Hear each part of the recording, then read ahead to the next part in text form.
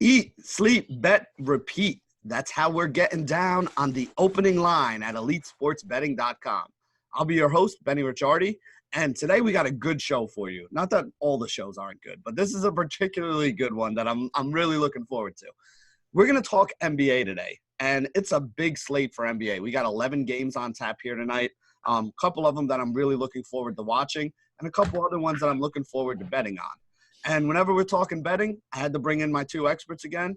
You guys know him better as Real Frank Brank over on Twitter.com, and Golfman Paulie, or actually Fried Egg Paulie over on Twitter.com. Golfman Paulie is something else, but I don't want to give away his email address, which I just so there you go. But either way, I got my boys here from EliteSportsBetting.com to talk a little bit of NBA. And like I said, we got a lot of games to talk about today, and we're going to go through all of them. The way these two guys do a lot of their betting, for those of you who aren't over on the EliteSportsBetting.com website, Frank does a lot of totals and a lot of, lines. Paulie does those as well, but he also does a lot of quarters betting, which is something that not a lot of other people do. Paulie spends a lot of time over in the chat there as well. So anybody who is signed up for the site, yeah, it's great that we have all these bets pregame and pre-flop, but really there's a lot of value that you can find in-game as well. And that's one of the things that Paulie's been able to help bring to everybody. So remember, even if you sign up for the site, it's great to get all our bets before the game starts, but make sure you go over and hang out and chat as well, because there's a lot of things based on, game flow and how things are going where you can find a lot of value. And the lines, in my opinion, are always softer in-game than they are on the pre-flop bets. So there's definitely a lot of value to be had there. So let's start right at the top, guys. We're going to start with the first game on the docket is the Lakers and the Orlando Magic. So LA going into Orlando. I have this game as a 213 total right now. Lakers are favored by 7 on the road. A little bit of a pace down spot for the Lakers. They usually average about 114 points, projected for 110 today. Orlando at 103. Orlando is seeing a little bit of a pace bump here as well. Lakers are a team that usually plays faster. So, Frank, what are you looking at for this game? Yeah, so I actually put a play up on the under for this game. Now, like you said, this number's gone up and down, it looks like, throughout the day, the morning so far. What's drawing me to that is Orlando, last 3 games, their average possession is 14.9 seconds. Lakers at 14.1, which is pretty average. Let me check the averages right now. Yeah, 14.3 is average. So, I'm looking at Orlando, home team, right? Yeah, home team. That number, I know Bradley's back. Rondo's questionable. With Rondo questionable, he's certainly a guy that kind of controls the pace. But even with him in, I still like the under here, just because Orlando has been playing slow and they've been playing slow recently. A lot of this totals a lot of the time are kind of driven on 3-point success. And that can wildly throw off, a game or even a string of games. But we know that, in short samples, 3-point success or lack of success will go up and down. But we can kind of track the pace and say, this is what we expect, to happen going forward. And with Orlando's slower pace, I actually have that game around 210. And so I'm playing under 213. Yeah. So is that what you're seeing too right now, 213, or you said it moved a little bit? Yeah, it's gone up and down. It's been like 212, between 212 and 213 since it opened. It looked like maybe it opened early at 214. But it's like minus 110, 213 at Pinnacle, which is slightly higher VIG than usual. So it's somewhere between 212.5 and 213. Now, when you have a bet like this, you said you have it down at 210 as your number on it. Depending on how it moves throughout the rest of the day, let's say somebody's not listening to this until 5 or 6 o'clock tonight, and they're getting 211 on it. Where's that cutoff point for you where you'd probably be like, all right, this is probably where I'm bowing out on it? Yeah, so certainly people that are on the site and that see I have a play, my DMs are open. You can always DM me. I'm sure I'll get a bunch of dick pics or something now, but you can certainly you gotta watch what you ask for sometimes with our. Yeah. I'll just link you Tommy's Instagram account. It's okay. Yeah, true. So Yeah, you can certainly DM me and find out. Now, for this game, 213 with a little bit of VIG attached, and I've got this, like I said, at 210. I wouldn't play worse. I probably even wouldn't play 212 and a half, but 213 I would play. I would say, it's really game dependent. Sometimes I can eat half a point. You obviously don't want to eat any points, but I've had folks reach out to me, certainly on college basketball, because like we said yesterday, they move a lot and they move fast. But sometimes there's still room to get in, so it's really game dependent, Okay. So Paulie, anything that you're seeing here, like I said, I know you bet some different things, which is actually good that you guys are looking at this from a little bit of a different angle here. So anything that you're seeing with this game, with the quarters, or even something that you might like on the total or the line? Yeah, I think the most valuable piece of this game is actually the Laker money line used as part of a parlay. So Lakers are 21-3 here, and they're playing at Orlando, which is about a 500 club. But the money line seems a little bit low to me. It's sitting at minus 300 now. Mm-hmm. So that's kind of a typical, good piece to put in with, maybe one or two other teams, to where you can get a 2 or 3 team money line parlay with some favorites to get around even money. Okay. So that's the way you're going to be looking at this game. So we got to play on the under here as long as it stays around 213. And then, the Lakers as part of a money line bet, something else that we'll be talking about with some of these other games that we might be linking them with here together. So here's the big game of the day, I think, at least in terms of the one that everyone's going to watch. I know for me, I got a big TV and a little TV in my living room, and I kind of cycle through games as they're going on. This is the game that's going to be on the big TV when it comes on.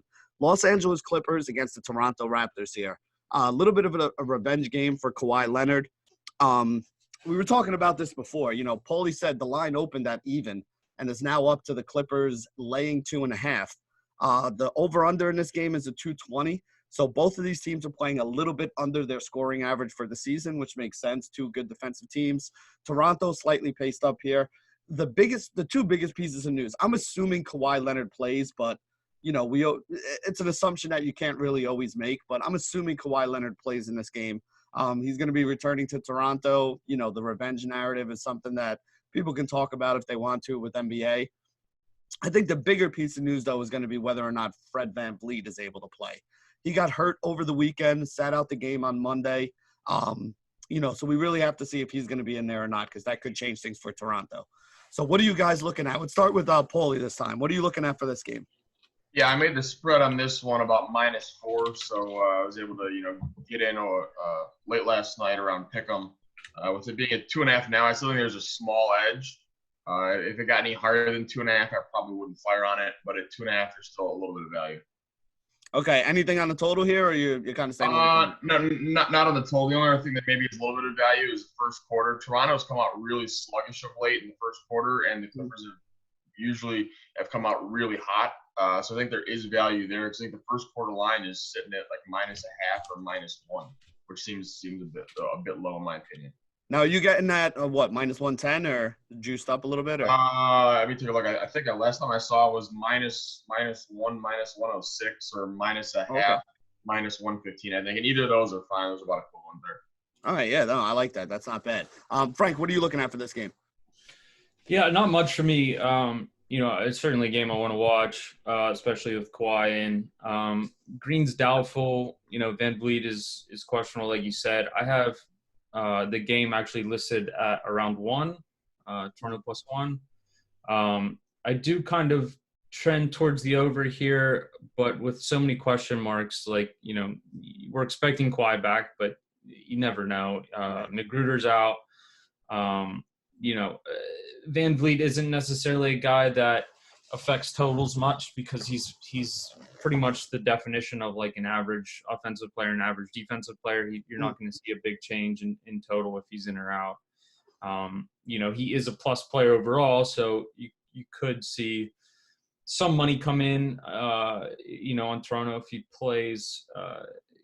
JaMychal Green is like a slightly below average offensive player and a pretty average defensive player. I would say, for me, I'm passing overall just with all the question marks. I'm not one to really get involved unless I know for sure, the key players are in or out. So not much for me. It looks like the over actually just took on some money here as I'm watching the board. but I'm not, Van Vliet, like I said, is a guy that definitely handles the ball a lot. He definitely can change the pace of the game a little bit. But overall, I'm staying away with a lot of the question marks, and I don't really have much of an edge here anyway. So let me ask you a quick question, because this is something that a lot of people, I think, kind of overvalue when they're doing sports betting right now. How many points does a typical NBA player change, your analysis or your spread? Because for me, even if it's a superstar, it's probably only a couple points, 3, 4. There are very few guys in the league that I would even say can move a line 3 or 4 points by themselves. But like even a guy like Fred VanVleet, who most people would look at and consider one of the key pieces to Toronto and, one of their starters, one of their high minute guys playing 38, 40 minutes some of these nights, him being out and the replacement level player coming in for him, how, like you were saying, it really doesn't move the needle all that much, right? No, not. I mean, to a replacement level player, sure. Like we're talking about two definitions, right? I'm saying average to right. The replacement level is probably like what I would call like a -2.5 player, where he's 2.5 points below the average player just to a general spread. So I would say a guy like Van Vliet is, and that's per 100 possessions, so probably even less than that. 2 points, 1.5, 2 points. In my model. Now you're, with him being questionable, you don't know if he's getting full minutes either. So it might be even as small as 1 point or half a point. So it really depends on, and another thing is you're assuming his effectiveness isn't going to change, but if you're looking at, I've had a lot of success in the past with those good Warriors teams when Curry would be out, for example, because you kind of see it twofold, and especially with the Warriors, with with the way he likes to get off quick shots in transition and stuff. Curry was a good example where he was the best player in the NBA in my opinion for a couple of years there. Arguably the best shooter ever.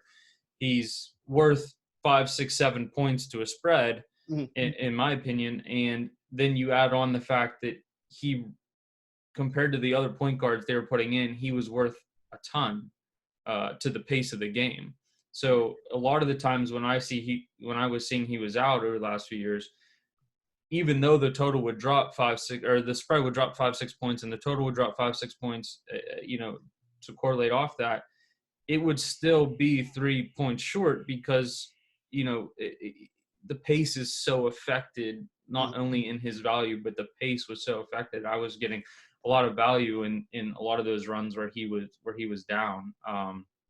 So kind of a roundabout way to answer your question, superstars I think can be worth as many as 6 points. But that doesn't always tell the whole story. If it's a James Harden, Steph Curry type that, controls the pace of the game, Westbrook, right? Like these guys control the pace as well as their overall value to the team. Yep. So there you go. There's some I want to make sure we do some teaching here as well, besides giving you guys the plays, because that's really what you're signing up here for, is to make yourself better, sports better. So this way we can get and ask some of the questions that a lot of you guys probably have in your mind to the guys who know the answers to them and can kind of steer you in the right direction. And to go off that real quick, the replacement matters, right? Like if the backup point guard, if your main point guard is James Harden, your backup's Russell Westbrook, then the difference is obviously much smaller. So it's really team dependent, right? And what that point guard or what that other player likes to do. Yeah, but I do think it's important because there is a lot of value that can be had when that happens. I mean, whether you're playing daily fantasy or whether you're doing sports betting, one of the things we look at every day and is a very important piece of what we do every day is the injury reports, because guys that are in, guys that are out, it's going to affect what the totals become. It's going to affect how many points teams give up. Like you're saying, it affects the pace. It affects the scoring. There are so many different things there. So being able to kind of adjust for that and knowing when the adjustments need to be bigger or smaller is how you could put yourself on the right side of variance and, wind up cashing, whether it's a sports bet you're making or daily fantasy. If you're playing, the Miami Heat, a good example yesterday with all the injuries they had, all the guys that we were able losing my voice already. All the guys that we were able to put in there and, kind of make some money. And shout out to our boy Rob, who cashed for $20,000 on one of his lineups yesterday. Basically, by doing the same thing and just having a whole bunch of the Miami Heat guys in on a, thin rotation that was changed because of guys being out. So let's look at the next game here. It's going to be another high-scoring one. Houston Rockets against the Cleveland Cavaliers. 128 is the total right now.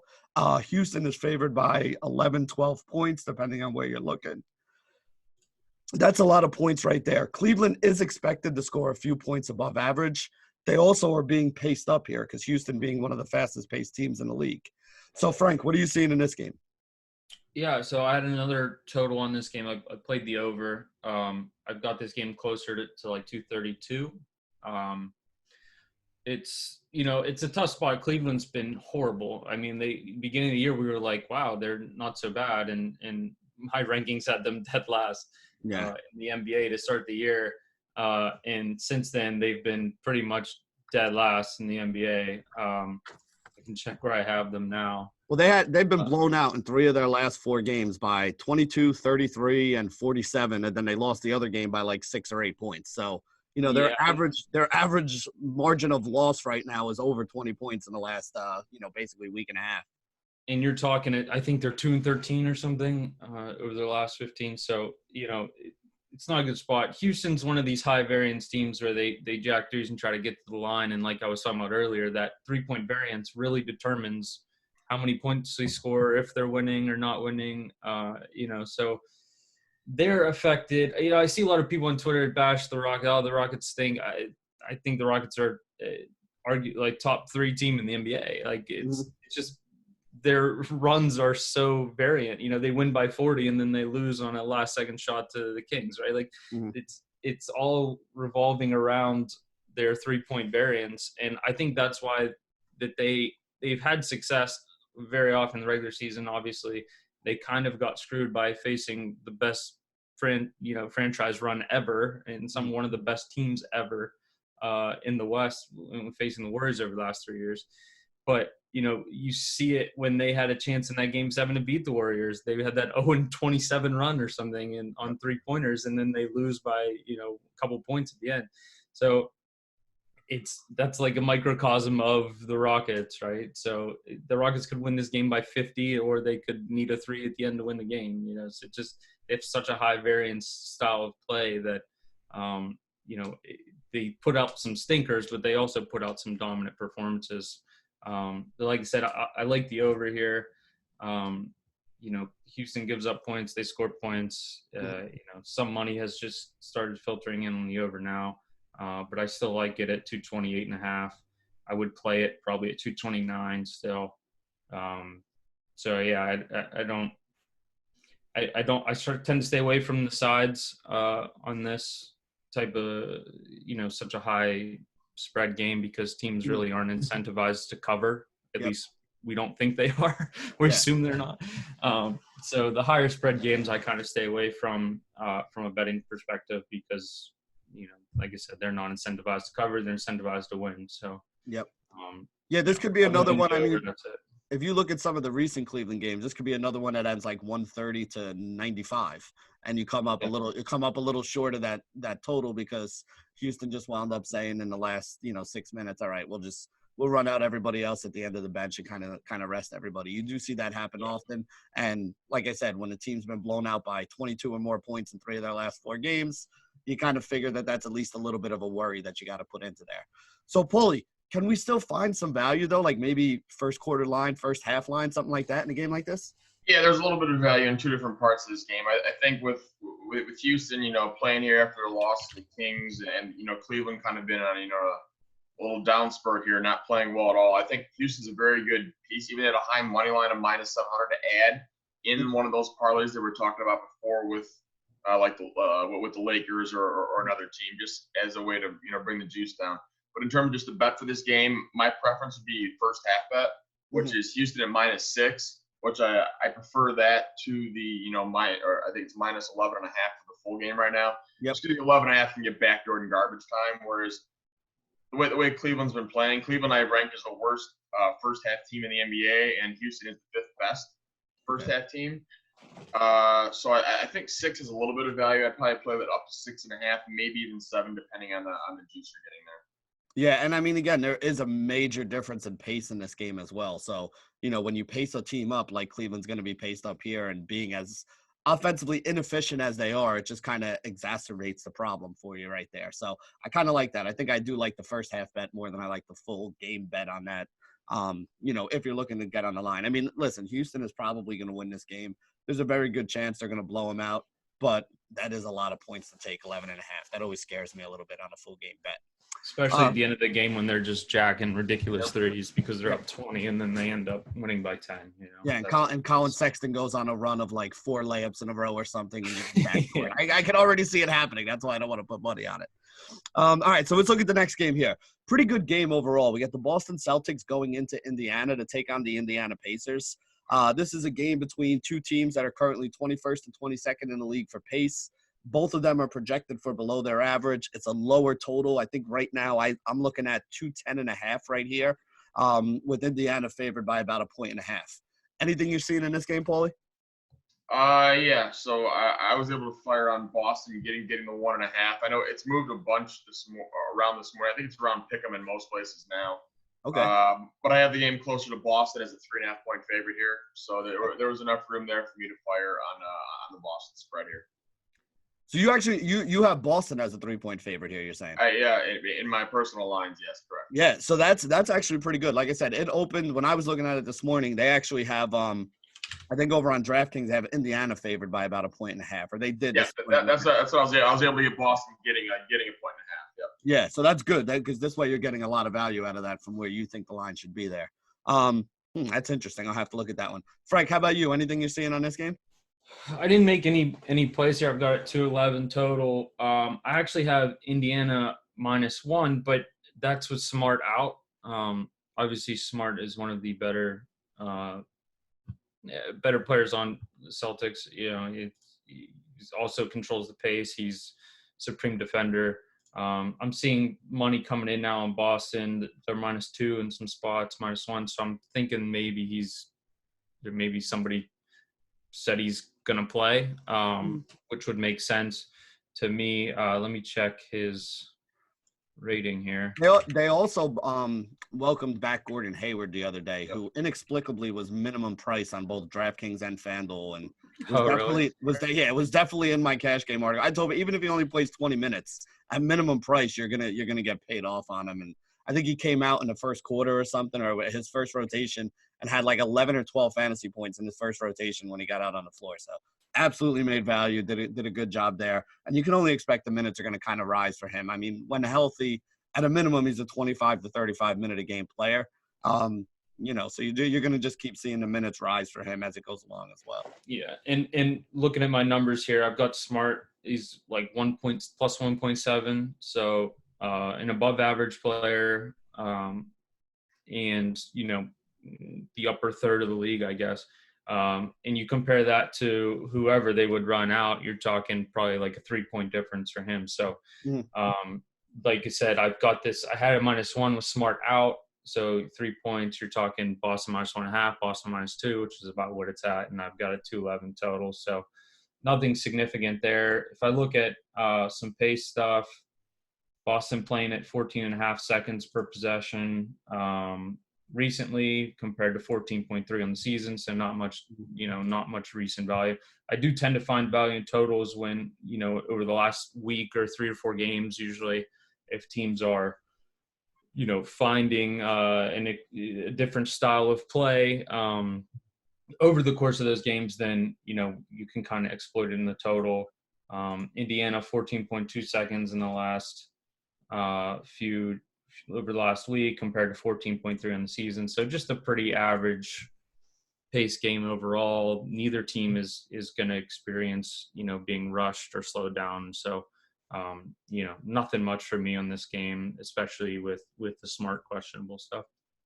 All right, so let's move on. We'll talk about the next one. We got the Charlotte Hornets and the Brooklyn Nets. This game has a 117, 118 total, depending on where you're looking.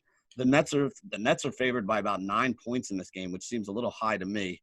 Charlotte is coming off a back-to-back, though. They did play last night. Charlotte is the team that gets a little bit of the pace bump here. They have played slower on the season than Brooklyn. Brooklyn's a team that usually plays fast, although I think the numbers have changed a little bit with Kyrie out and Karis LeVert out from earlier in the season. But what are we seeing on this one? Let's start with who did we start with last time? All right, so we start with Frank this time. What are you seeing on this game? Yeah, Charlotte on the back-to-back. 9.5 is a lot to me. I've got it at like 8.5, but it's not enough room for me really to play. I've got the total at like 215, 214.5, and it's sitting at, it's everywhere right now. 217 at Pinnacle, 216 at Chris, 216.5 bet online. So, maybe would consider playing the under 217, but Marvin Williams questionable. And he's a plus player for Charlotte. I have him, even with him out, I've got Brooklyn minus 7.5, 7.5 to 8, but yeah, nothing for me here either. I can look at some pace stuff here. It looks like Charlotte's playing slower as of late. If I look at their season numbers, sorry, give me a second here. It actually makes a little bit of sense because they did welcome back their centers who they had been missing for a while. So they're playing almost, that pulls them down. They're playing like almost a second slower over the last week. So you might, like I said, I kind of lean to the under probably because of that. But nothing significant here enough for me to play. I also tend to stay away on back-to-backs if I can, but especially when one of the better players on the team is questionable. Paulie, anything you're saying? Yeah, the only small edge I had in here was actually on the first half. And that would be on Brooklyn because Charlotte being on the back-to-back, and I have Charlotte as the 24th best first half team, and believe it or not, Brooklyn's the 9th best first half team, whether the 26th worst or 26th best second half team. So they tend to have a really good performance in the first half, and then just kind of shit the bed in the second half, pretty much. So I wouldn't necessarily take a big play on this, but if you can get 5 or 5.5, I think it's worth a small play in the Brooklyn first half. 5.5. Is that what you're seeing out there right now too? Yeah, it's 5 and 5.5 in most places. I wouldn't expect the number to move any higher because I think the full game spread is going to maybe drop half a point by the time it closes. So you might even be able to wait here and get 5, or maybe even a 4.5 might pop out by the time the game starts here. Yeah, I would. 4.5. I would like that. Give me the hook on that, and I'd be in on the Nets in the first half. All right. So next one we got Atlanta against Chicago. This is a 220, 221, 222 totals are what I'm seeing here. Chicago is at home, favored by 5 points. Atlanta is another team coming off of a back-to-back. They played last night as well. Really not much in terms of the seasonal pace between these two teams. Currently, Atlanta is 10th. Chicago is 12th. Chicago is projected for about 8 points over their season average here today, which, again, for a daily fantasy player like myself, is something that's interesting because it does mean we're looking at some ceiling games for some of those guys. So let's go with you first, Paulie. Anything you're seeing here? Yeah, so I actually have two of my biggest edges of the day in this game, believe it or not. All right. And one of the edges we've been hammering almost every game with the Bulls. So one of the interesting things with the Bulls rotation in the first quarter is Bulls usually been starting Satoransky, Dunn, Levine, Markkanen, and Carter, right? Which is a pretty sound defensive lineup. And with Satoransky and Dunn, tend to be kind of methodical and a little bit gun-shy on the offensive end. Okay. So what we've been seeing is over the course of a game, the Bulls totals have been, they are what they are. But in the first 7 minutes of the game, there hasn't been as much scoring on both sides of the ball because there's better defenders and less offensive presence. Because by the time they go to the bench around the 5-minute mark, 4-minute mark in the first quarter, the Bulls are bringing in Kobe White and the rest of their bench. Kobe White's increases the pace, is a better offensive player, and a worse defender. So what we're seeing is that the first quarter numbers for Bulls games are skewed. So pretty much the way that the markets are derived for quarter bets are it's basically almost always half the first half total. And so that first half total is coming from, what they're expecting for the whole half, which is, Kobe White and the bench that may have increased pace is in there for a longer period of time, whereas they're not in that much in the first quarter. So believe it or not, the Bulls are 5-20 to the under. So they've hit under in 80% of the first quarters this year, which is I'm not one just to blindly follow trends, but when I can find data to back it up, it's a very profitable trend to follow. I like that one. So what are we getting in the first quarter for Chicago here or on the game for the total? For the game right now, I'm seeing it's sitting at 222, and the first quarter is 57. So I'm looking at taking under 57, which is a big number, meaning, pretty much you have to see both teams probably getting, close to 30 to hit that, for it not to go under. And the other thing to look at is Atlanta's also 10-14 in terms of going over. So they have a slight skew to the under as well in first quarters. Yeah, I like that. That's a really good one, and that's a trend that I'm going to start paying more attention to there with the Bulls in the first quarter. So I'll definitely one other on that one. And what was the other one you had? Yeah. Also first quarter in the game. So you had Atlanta just played last night a late game. So they played, started 8:00 Eastern against Miami. Didn't end until 11 because it went to overtime, right? And they have to go from there all the way, fly to Chicago. So I'm looking at Bulls first quarter here, which I believe is sitting at -1.5. Bulls are 16-9 against the spread in the first quarter this year. The Hawks are 8-16 against the spread. Okay. And you combine that with, Hawks not getting in until 4 or 5 in the morning. Mm-hmm.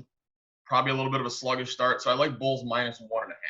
Yeah, and not even just that they're coming in on a back-to-back. They're coming in on a back-to-back in an overtime game as well. So, there's a lot of that's a lot of negatives right there. So that's a good one too. So there you go. Bulls first quarter and Bulls and the first quarter total for the two teams on the under. I like both of those bets there. Frank, anything you're seeing on this game? I got nothing. I got 222, Bulls -5.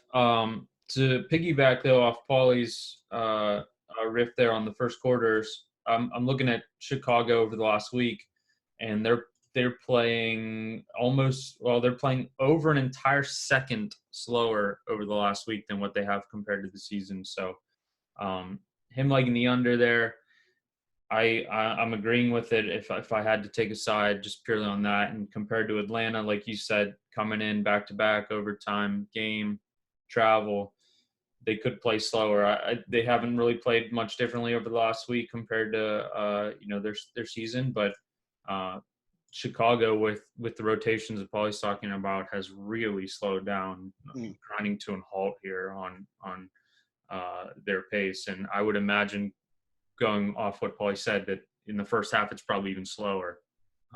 Or in the first quarter or whatever, whatever it is. Yeah, So. and building on that from a daily fantasy side of it all, one of the things that has caused that, as Paulie was mentioning, is the fact that Chris Dunn is actually playing more minutes now. This was a guy that they weren't playing all that much at the beginning of the year. He was basically behind Satoransky, behind Kobe White. And now they finally decided, like, hey, this guy's a pretty good player that we drafted highly and traded for and brought in here. Even though it hasn't really worked out all that well in Chicago, that group of guys they brought in hasn't really blended. Again, this is we do see that Chris Dunn is playing more minutes lately, and that is contributing to it because he's better defensively, worse offensively. He's basically Patrick Beverly, but can't shoot the three-pointer. So.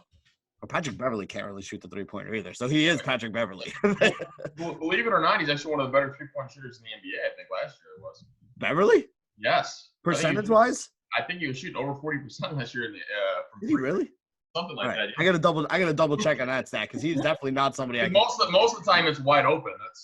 Well, he does have a lot of teammates that draw a lot more attention, so that actually does make a lot of sense there. All right, so let's look at the next game: Utah at Minnesota. This game is only a 1 point. Utah favored by only 1 point in this game. I don't know if that line moved at all, but that seems a little off to me.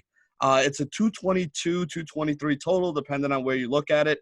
It is a paced-up spot for the Utah Jazz. Minnesota being a team that plays faster, Utah being a team that plays slower, although not as slow as they have played in the past year. They are actually expected for a few points above their seasonal average as well. What are you guys seeing on this one? So, Frank, let's start with you. Yeah, again, this is another spot for me that I'm staying away. Conley's out. Hard to kind of predict what they're going to do pace-wise without him being out. I mean, he super high usage guy. And Teague's questionable. So you're talking about a game with 2 point guards that are pretty decent high usage guys. right now, just in, my rotations, just for completeness, I have Conley out and Teague in, and I'm getting Minnesota -1, 219 total. So pretty down. I know last game, what was that, 2 nights ago, Utah played and Conley was announced out, and that total just crashed. So I wouldn't be surprised to see that happen again, today, especially if Teague gets ruled out. So just one of those games where I'm not sure what's going to happen. So, from an injury or pace perspective. So I'm going to run away. And like I said, if Teague ends up being out, this number's pretty bang on, I think. So you think if Teague's out, you're looking at under a 220? Yeah, I would consider it. I would say with Teague out, I would have something like, Teague's a +1 offense, -1 defensive player. So, he's worth about 2 points, which, like I said, puts us right on the current number. But that's going to take off from the total. So like I said, I've got this like 219. That might drop me to like 217 and a half, 217 and a half. So if Teague's out and we get that news at any point, and it might be out there, I haven't checked, recently, but I would lean to the under. But again, it's just one of those things where if he's in, especially against a backup point guard, maybe they pick up some pace or something like that. So I'm not thrilled to play anything here or rush to play anything. Okay, Paulie, anything you're seeing in this one? I don't have any players in this game. The numbers were pretty much right on for every bet that I looked at. And going back to that Patrick Beverley thing, by the way, so over the last 4 years, he's averaged 4.5 threes per game, shooting 40%. That's actually really good. That's much better than I thought it was, to be honest with you. All right, so let's go to the next game. Next game is a high-scoring one that we're expected. Memphis and Phoenix. We're looking at about 232 total points in this game. Phoenix is at home. They're favored by about 7 in this one. Both teams are projected to be a little bit above their scoring average for the year. Phoenix gets a little bit of a pace bump because Memphis does play at one of the faster paces in the league. John Morant was back the other day for them, so things are a little different than they were last week. Anything you're seeing in this one, Paulie? Nothing pregame here. The only thing, this is going to be one of the live spots that I've been kind of picking on all year, is fading Memphis in the second half. Memphis is the worst team in the second half in my model. Meanwhile, Phoenix is the 12th best. So if you happen to have the game close to halftime, or even a Memphis lead, I'll most likely be firing on Phoenix in the second half here. So I went on a little bit of a rant about this in the opening here today. In-game betting right now, in-game betting to me is where a lot more of the value is coming from. I feel, and especially if you look at different books as well, there will be times where you'll open up something in the middle of a game. One book might have a team +3 at even money. Another book might have them at, +1 and you're laying -110. I feel like there's a lot more value because the lines aren't as sharp in the middle of the game. And especially if you're able to have access to multiple books, if you're looking for a number and you know what you're looking for, I feel like we're finding a lot of good spots to fire in game this year. Yeah, and typically you can find a bunch of value in game because the algorithms they use for that don't take into account player rotations. So, when a player subs in or subs out who's a high value player for a team, you can get a lot of advantage. So one of the spots I like doing is, by the time, the star player subs out at the end of the third quarter and then comes back with like 7 minutes left, right?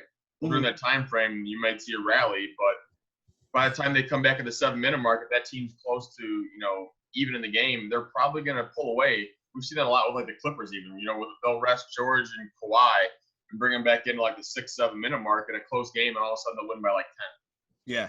No, and that's why I said there's a lot of good spots to find it if you know what you're looking for and, you have kind of a system, and definitely make sure you're using as many books as you have access to, because the numbers, you'll be shocked at how different the numbers you're getting offered on different sites are. And, if you have an idea of what you're looking for, you can hop on the best number that's out there. And, over the long term, that's going to wind up adding up to some value for you. Frank, anything you're looking at in this game? Yeah, I've got it at 6.5 spread. So line 7, nothing there. But we played the under this morning. It was 232.5, 232 in some spots. I still consider playing it now. Not much value left, but it's at 231 across the board now. reason for that, I think, and the reason I played the under, the reason my model liked the under was Brendan Clark's back, Kyle Anderson's back, and Aaron Baines is probable for the Suns. So you're talking about three guys that are highly skilled defensive players, and three guys that maybe aren't so good offensively. I know Grayson Allen's out, which also helps, even though he doesn't play big minutes. But everything adding up here made me play the under. I've got a 229. So like I said, maybe a little bit of value there, but under 232.5 is what we played earlier. And then the market caught up here. So not a ton of value left, though. I do think there's a little bit of room left for at 231. But, these three guys back and a big over guy with Grayson Allen out, we're really liking the under here. Now, you're seeing it at 231 right now? It's at 231, yeah. So like I said, not a ton of room. About 1.5 from what it was this morning, yeah. Yeah, and you're also looking at a Phoenix team that's playing over half a second slower per possession over the last week. That's a huge difference. They went from like slightly better than average, slightly faster than average to pretty well below average pace over the last week. So everything just added up for us to play the under here. All right, I like that. New Orleans and Milwaukee, next game that we have up here. Pelicans are projected for 110 points. Bucks are projected for 123, which is actually even 3 points above their seasonal average this year. You have the number two team for pace versus the number 4 team for pace in the league on the season. New Orleans getting a little bit of the pace bump, being a little bit slower. But, I mean, when you have two teams playing that fast, it's going to be a big up and down game. That's why we have a total of about 233, 234, I think it's up to right now. Milwaukee is favored by a monstrous 13 points in this game, though. I don't know. I mean, Frank, anything you're looking at here, or is this another one of those spread too big to really get too excited about anything? Yeah, spread's too big for me. The total did get bet up to 235.5, 236 in some spots. So I've got it at 233.5. So not a lot of room there for me to get involved. I've got burned enough on these Pelicans unders at the beginning of the year anyway. But like I said, no incentive to cover for these guys. I'd rather not get backdoored. I'm running from this game. There's no real question marks either, which is something, I tend to see plays on games where there's more questions, especially in the morning where, you can fire, like I said, last game with the 3 under guys back, so not much changed here. If I look at some pace stuff, Pelicans doesn't look like they're really – no, they've played over the last week pretty close to their season average, and same story with Milwaukee. Milwaukee may be a little slower than over the last week, which is why I'm seeing probably a little bit of an under. But like I said, too big of a number for me to really care about the game.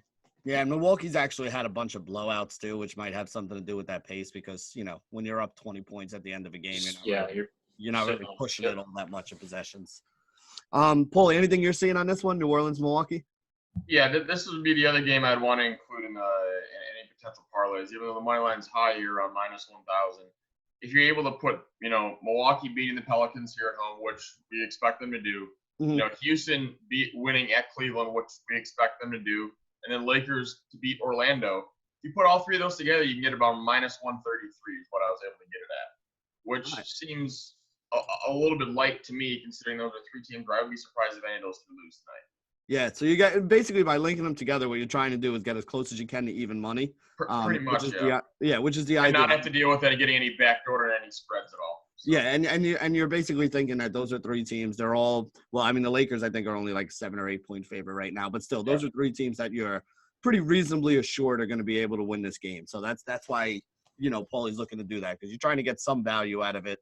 Because you can't take these teams at minus 1,000 or minus 800. Exactly, yeah. But the Lakers being only minus 300 is a little low. So, this way you link those other 2 teams with it and you kind of get closer to even money on it. So I like that idea too. That's something else we can go for. Next game here, Oklahoma City against Sacramento. 2 slow-paced teams here, both of them in the, bottom quarter of the league for pace. Sacramento sees a little bit of a bump, not too much here. Two teams that average under 110 points a game on the year. I don't actually have a line on this game. I don't know who's injured that they were waiting to see. But when I was putting everything together this morning before we came on, I didn't see a line on this game. So does anybody have a line that we can start there? Then yeah, I'm seeing it sit at Sacramento -1.5, 209.5 is what I'm seeing right now. all right, is that what you're looking at too, Frank? About the same? Yeah, 209, 209.5. Yeah. Okay, so Paulie, what are you seeing in this game? Anything? Yeah, so kind of we talked going back before about in terms of like the Bulls' first quarter unders.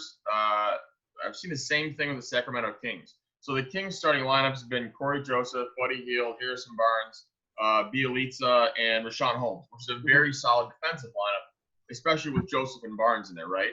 Mm-hmm. But when all of a sudden they go to the bench, you're going to more offensive-minded players. Bogdan Bogdanovic is honestly their best player on their team, I think. Even a better shooter than Buddy Hield, in my opinion.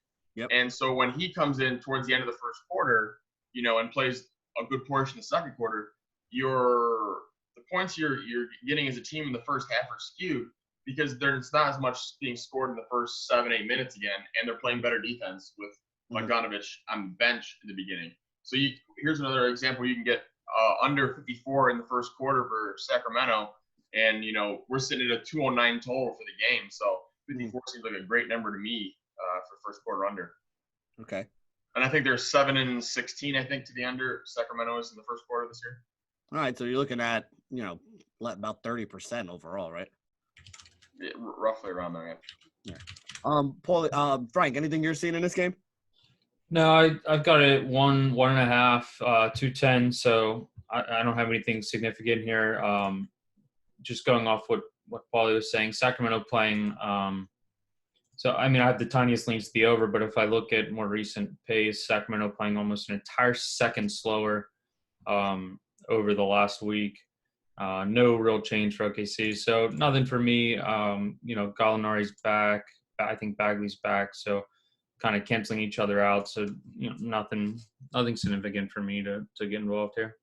All right, so we're down to the last game on the day for us to talk about, the New York Knicks against the Golden State Warriors. Knicks on the road on the tail end of a back-to-back. They played last night as well. It is a 4.5-point spread here right now with the Golden State Warriors favored. I got a 209.5 total is what I'm looking at. Both of these teams are pretty bad defensively. They're both expected to be a little bit above their seasonal scoring average. The Knicks have a little bit of a pace bump here. Golden State plays a little bit faster. Overall, anything you guys are seeing on this game? We'll start with you, Frank. Yeah, this was probably my biggest edge of the day. Knicks back-to-back. You tend to see teams, kind of play, give up more defensively when they're on the back-to-back. I do have Golden State by 6, so a little bit of an edge there. But I've got the game closer to 214, which is pretty significant. More recent pace, the Knicks are playing at 13.7 seconds over the last week compared to their 14.4 seconds per possession on the season. So big uptick for them lately. And like you said, they're getting one of the fastest teams in the NBA to go up against on the back-to-back. I would be surprised if Golden State doesn't try to pick up the pace with them, being maybe a little tired and kind of exploit them, which, again, pretty decent size spread for the Warriors. Yeah. So you're also talking about a game where the Warriors are going to push the pace, probably be ahead, and the Knicks are going to have to chase, especially at the end. So pretty bad defensive teams overall, fast pace. I'll take the over here on the 209.5. Yeah, like Frank was saying, this is, the current Golden State Warriors being favored by 4 or 5 points over anybody is not something we've seen much this year, especially with all their studs kind of sitting out and not being in, and losing Durant, and losing, Iguodala, and losing all those guys in the offseason. And then Curry and Klay Thompson being hurt. Again, Draymond, I think, is back. He's been in and out of the lineup lately, but not playing his full minutes either, which is something that's kind of weird to see. I'm not sure if that injury is lingering or what the reason is there. I want to get him hurt. Yeah, exactly. Well, they want to make sure he's healthy when they do get the other guys back, so they can kind of make a run, I guess. I don't know. He's a big under guy too, right? Like pretty average to slightly below average offensively, and one of the best defenders in the NBA. So you're talking about he's getting a big reduction there in minutes. So, I mean, I would expect this number to climb. We played 209.5. It's still 209.5 at Pinnacle, but it looks like it just got hit to 210.5, 210 across other books. So I would still play it. I would play it 210 or 210.5 would be my cutoff. I was going to say, what'd you have it at, 213 you said? Yeah, 214. So 214. Okay, so yeah, that's a big number. 210.5 is still good for me. Yeah, so if you can still find it at 209 or 210 somewhere, I think that's a good one to go hit. If it starts climbing any more than that, you got to kind of cut back a little bit on it. Paulie, anything you're seeing on this one? No, there's no plays in this game for me here, Benny. All right, cool. So that was the last game. That was all 11 games. I know this is a little bit longer than the videos we usually do. It was about an hour. But I wanted to make sure you guys had a little bit of the thought process behind the picks that go up there. That was the whole point of us doing these opening line videos too. It's not just, oh, yeah, here's our plays for the day. But I want you guys to kind of understand what the numbers that they're looking at are and how they kind of get to the games that they want to bet on. So, when you go and you click on the daily bet sheet over at www.elitesportsbetting.com, you see, oh, Paulie's got 5 plays under his name and, Frank's got 4 plays under his name. But I want you guys to understand how they're getting there. They're not just pulling numbers out of a hat or, using a blind computer model. They're looking at certain things and they're trying to pick out certain patterns. And when they see those things, they see those patterns, those are the games that they're putting their money on. And again, I can't stress this enough. If you're not following elite wins and, elite alerts for the sports betting thing, especially in a sport like basketball, you're doing it wrong. Because I know I've seen these guys fire these bets in sometimes 8, 9 o'clock in the morning East Coast time. And, we already talked about 4 or 5 games today where the lines have moved 2, 3 points there. If you could get a team at a pick'em that ends up at a -3 or a -4, that's a lot of value that you're getting. If you wait until it's -2 or -3, it may not be as good a bet as it was when you can get it as a pick'em. If you can get one of these totals at under 210 when, it goes off at 211 or 212, that's a big 3 or 4 points that you're giving up there. That makes it a much better play on one side or a much better play on the other side. So make sure you're signing up for those things. Make sure you're following it on the Twitter account. Anytime one of us updates our bets, it'll say I think Frank did it this morning was the one I saw. And it says elite updates, Frank has changed something in the NBA betting room or, the NFL, the college basketball, the college football. If you guys really want to try to make money doing this and you really want to get the best lines that you can, that's the idea. You got to get your money down early and get it in on the best number. And then, over the long haul, it's going to work out in your favor. So for Frank and for Paulie, this is Benny. This has been the opening line. This has been the NBA edition of the opening line. We hope you guys liked it because we had a lot of fun doing it. Stay cashing. Cheers.